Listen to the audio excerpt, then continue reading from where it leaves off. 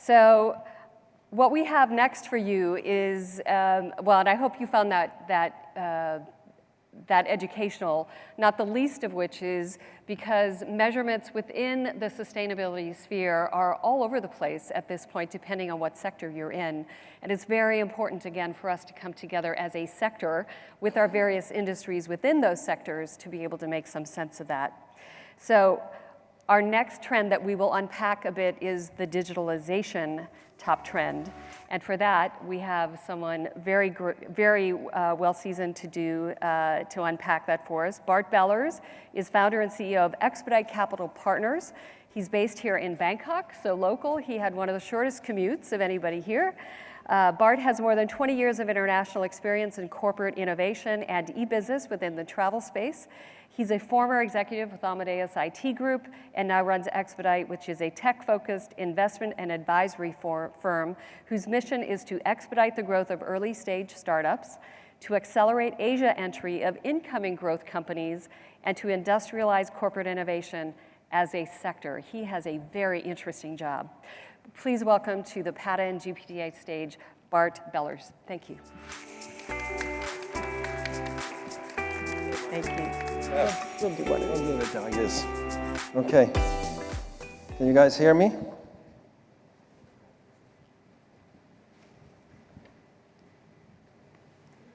Thanks a lot, Suzanne.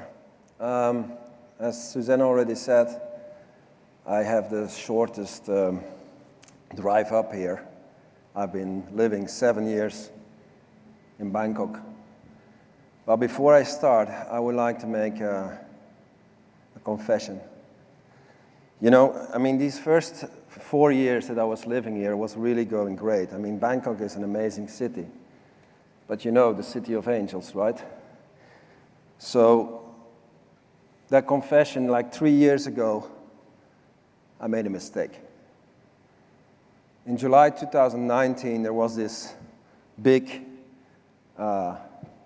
startup conference called TechSauce here in Bangkok. It's like 3,000 people, I think.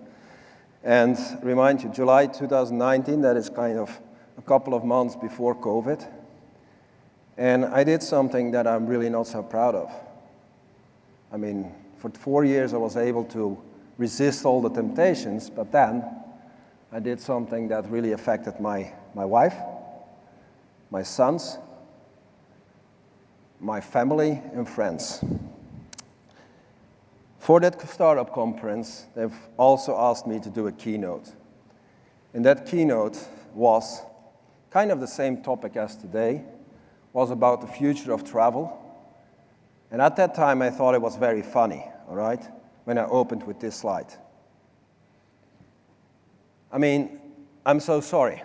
I didn't know. Although I was predicting the future, I really didn't know. So sorry for that. Now, today, you can rest assured I'm not going to make the same mistake twice. Okay? So that's why I thought, let's not talk and predict the future, but let's talk about the present. The so-called new normal. I mean, this new normal isn't looking very bright either. All right? We have China that is still pretty closed for business travel. We have war in the Ukraine. We have global inflation. Energy prices are surging. And yeah, pricing power basically moves from travel buyers to travel suppliers. I mean, that's a pretty depressing start of a presentation, I guess. I mean, if you want to go outside of the room, I understand, right? But there is something positive. Travel is back, and it's back with a vengeance, all right? This picture is not a picture of pre-COVID. This is taken earlier this year at Florida Beach. And as you can see, social distancing is gone. We even have the cruise ships back, right? It's amazing. But the reality is that we still have to wait in line at immigration. The reality is that there still is no seamless or touchless checkout in most of hotels. The reality is that we're still packed in planes like sardines. But the reality is that we just pay more for the same, right? So one thing that is really, really shown with this picture is that our industry or sector, yeah, is very resilient. People love to travel, but our sector is also very conservative, very stubborn sometimes, very slow to put things in motion, and definitely on the digital front. 2 years ago, Bill Gates, you probably know him, he predicted that more than 50% of global business travel would never return. Now, if that were true, and I listened to your data, Suzanne, $700 billion every year would be lost on the global economy. That's like 4% of global GDP. But if you look at it a bit different, that also means that $700 billion is non-essential travel? Is it? I mean, didn't we have for 20 years these technologies in place, like corporate booking tools, travel policies, multi-level approval processes to control travel budgets? Were we really so bad that there is $700 billion gone, that we just allowed people to travel wherever they wanted? I don't buy it, Bill. I do not. Yes, there is part of business travel that will not return, but we beat Bill. According to Susanna and the GBTA report, by the end of the year, we will already reach 65% of business travel spent. So, congratulations to you all. The problem is, you can also look at the same numbers in a very different way. Because basically what it says is that the last 3 years, your CEOs, your bosses, yeah, have saved $2 trillion on travel expenses and travel cost. And at the same time, the global economy gained $28 trillion. I mean, are there travel managers in the room? Please raise your hands. Come on, I get it when you're a little bit embarrassed, but really? I mean, really? What have you been thinking? Or would I say, like, what have you been smoking? I mean, $2 trillion minus $28 trillion in the plus. But the most important thing is, now we're looking forward, how are you going to sell the value of business travel going forward?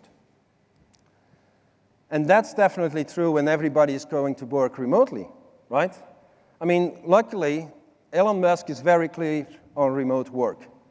You get in or you get fired. Get in or get out. I mean, he tried the same at Twitter, but that didn't go very well. Like half of the employees started sending these emojis, salute, to him. But on the other hand, you know Mark Benioff, the CEO of Salesforce? He made it very clear.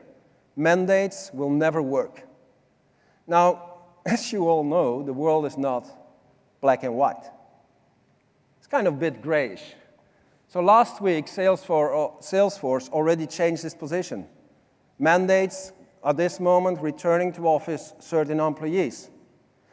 And yes, it's about flexibility, but Mark, it is still a mandate, right? But the good thing is, if you look at his tweet, he believes business travel is very strong, so he's much more positive than Bill Gates. And I think he's right, you know. The last 2-3 years, all of us were kind of in the same boat, or should I say, behind the same screens. Nobody could travel. But if you're not traveling today to meet your customers and partners, I'll bet you somebody else will. So you better get back out there, all right? Go out there and start traveling for business. But why? Why should we go out there and travel for business if we have Zoom and Microsoft Teams and Google Meet, right? One thing that COVID also taught us is that a virtual meeting is not really the same as a face-to-face meeting. During a virtual meeting, there is no human contact. There is no personal interaction. You get easily distracted, right? Scratching your back or something else. And then Some people even get sick, like Zoom fatigue. You must have heard it, Zoom fatigue. They don't have vaccines for that, by the way.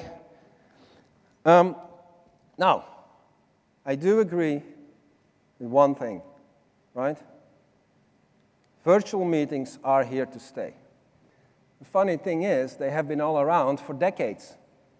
This is not something new, all right? I mean, the patent, the first version of video conferencing, was already done 100 years ago. 30 years ago, in 1992, this product came out. That's a funny name, See You, See Me, right? This is 30 years old. In 2004, because people might think like, yeah, but technology was not there and internet and all that. In 2004, we did our first high-definition video calls. And you know what? Zoom, the so-called business travel killer, was launched in 2011. And in 2011, that was the first time that business travel spend surpassed $1 trillion globally. So my message is these technologies are available. By the way, if you see these companies on the right, I'm not going to go into detail. If you want to know what they do, it's all related to 3D conversation, etc. And you will see in other slides as well some references to some companies that are going beyond. Now, the technology existed, but that also applies to how we travel. For a very long time, we have been taught about the devastating effect on CO2 for years. For a very long time, we have been trying to make travel more sustainable. For a very long time, this has been a very inconvenient truth. I mean, sounding like Al Gore. But for the first time in history, humans have actually witnessed and seen with their own eyes that nature, when given a break, can really bounce back. And that is something like seeing is believing. And it offers a huge opportunities for us all to implement technologies, sustainable technologies that are there today. Technologies that can decrease the carbon footprint, that improve waste management, yeah? Technologies that can change human behavior and even provide certain actions like collaborative working together. But also,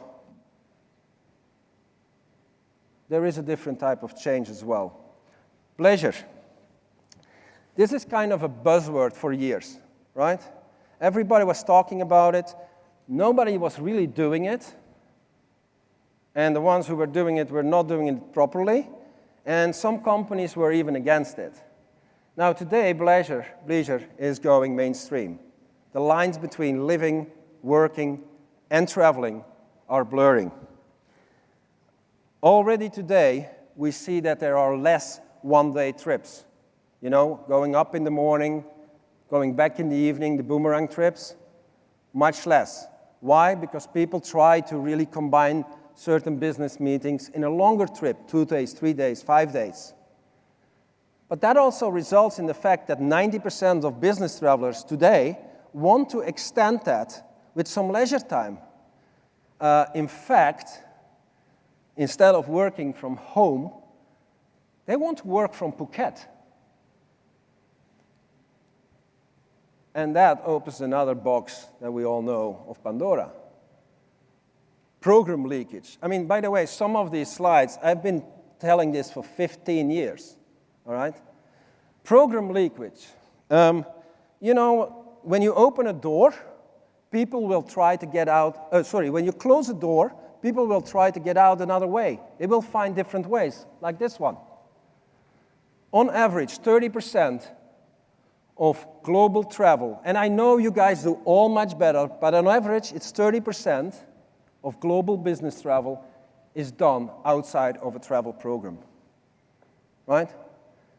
Now, isn't it maybe then time, instead of really closing the gates and only allowing bookings through TMC, and I know I'm stepping on some toes here, okay?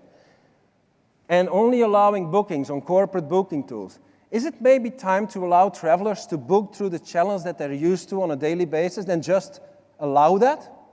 And I hear you talk like, yeah, but our policy, etc. There are solutions already in place for years. Traxo, 2008, yeah, that aggregate this information, that can even put it in your approval process pre-trip. And you don't have to wait a month for the traveler to come back and bring it back in the expense program to see where they were. Solutions are available. Duty of care. This is a very nice story I've also been telling for a couple of years. I mean, I really wonder why it takes us so long to take the stress out of travel. This guy, why is he even at the airport? There was a huge storm predicted, all flights have been canceled, and still the guy is looking at the board as, oh, where is my flight? Weren't we able, with technology, to proactively provide him that information, to maybe proactively book him a meeting room in a nearby hotel and set up a video conferencing? This is not new.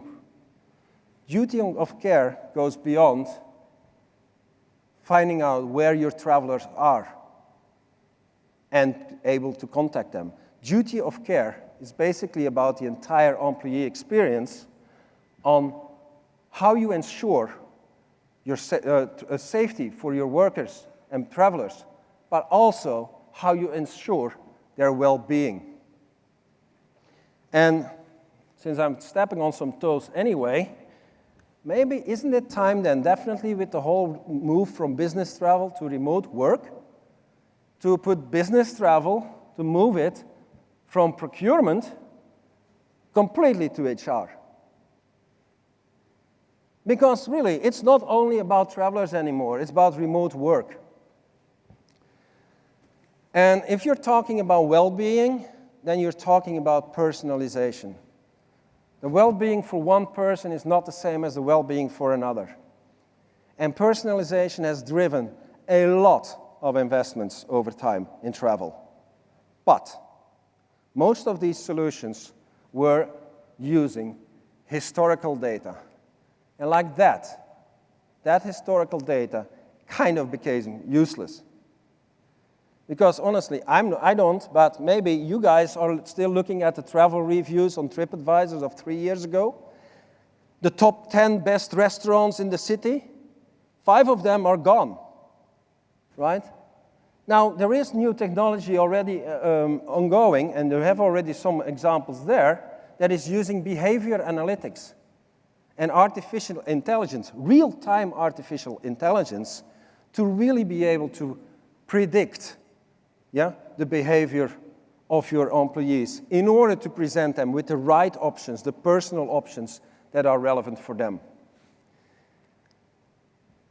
And we can't do anything about digital if we don't talk robots. For years, a couple of years ago, we were super afraid, right? We were really fearing that robots would replace humans. And I mean, the protest of, they're going to take our jobs. Well, today, I'm sorry to say, there are not enough humans in our industry. Okay? There is labor shortage across the board. So, yes, we see these robots in airports and rail stations, and most of them are still cleaning floors, but some of them are more advanced ones are there to secure your safety. And in hotels, they can help you at the reception or provide you the room service and even making eggs at breakfast. But what if these robots get hacked? What with all that personal data, that real-time behavior analytics that is being done? So, the more we use technology, the more cybersecurity will become a must. And in travel, it was all about credit card fraud and personal identifiable information and maybe loyalty programs. But today, cybersecurity goes beyond the office and the home.